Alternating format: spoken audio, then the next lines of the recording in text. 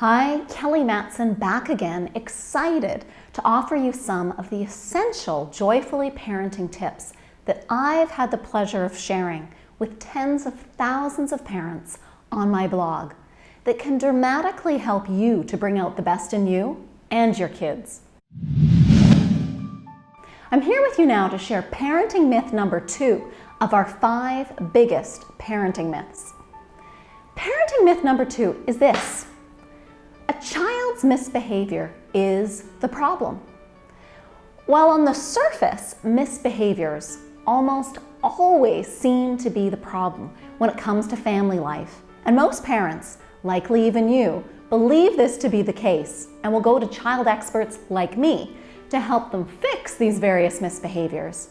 But in reality, any misbehavior is a mere symptom and is never the real problem. Now hold on, Kelly, you might be thinking. My child's misbehaviors are indeed the problem. If only they were fixed, everything would be peachy. You may very likely be experiencing temper tantrums, rude behavior, talking back, pushback on potty training, struggles with homework or practicing, or may find your child just doesn't listen to you as much as you would like. And understandably, you may believe if this one thing or just a few things were fixed, you would all be singing Kumbaya around the kitchen table. But it just isn't so. Here's the surprising truth. Your children's misbehaviors are actually the solutions to problems they have, period.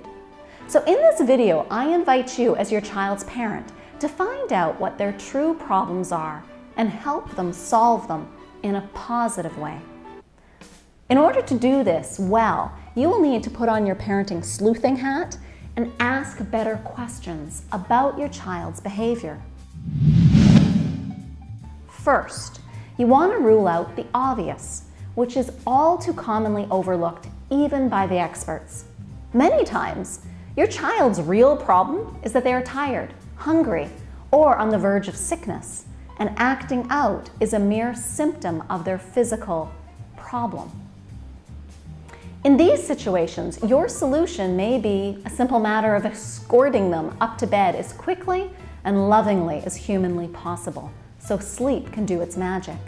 Other times, it means remembering to bring snacks along, or to remember to end a play date earlier so you can get home for dinner at a decent time that works for your child's belly.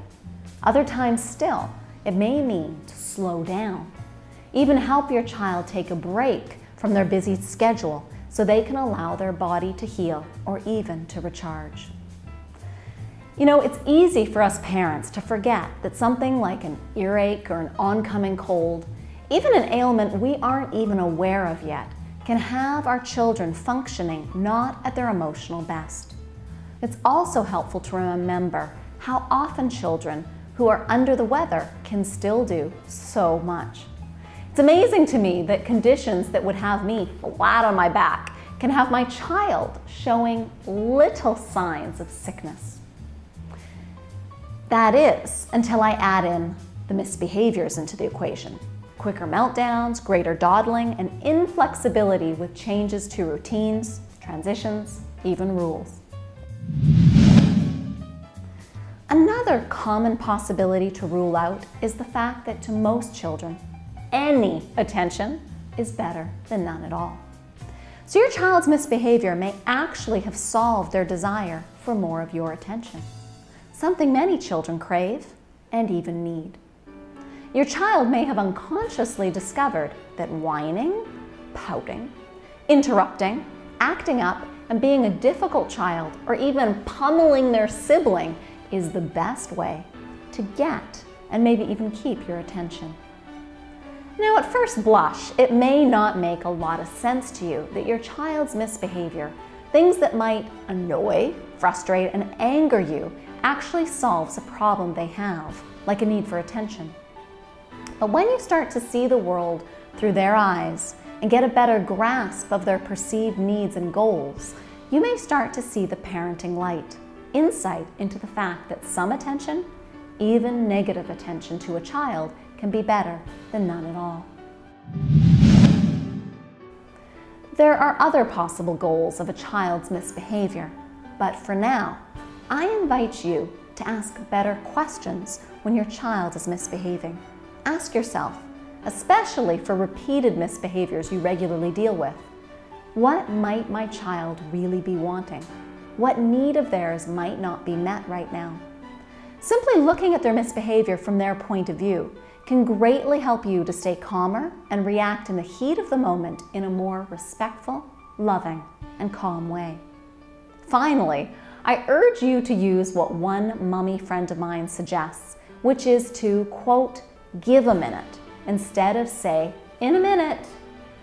Our lives as parents can be so full, making it easy to push our child's needs for our attention off with one more email, one more call, one more task. Yet taking the time to be fully present with them is what I believe to be the best present of all you can give to your children. I'm looking forward to revealing the next 3 parenting myths to you in the next videos.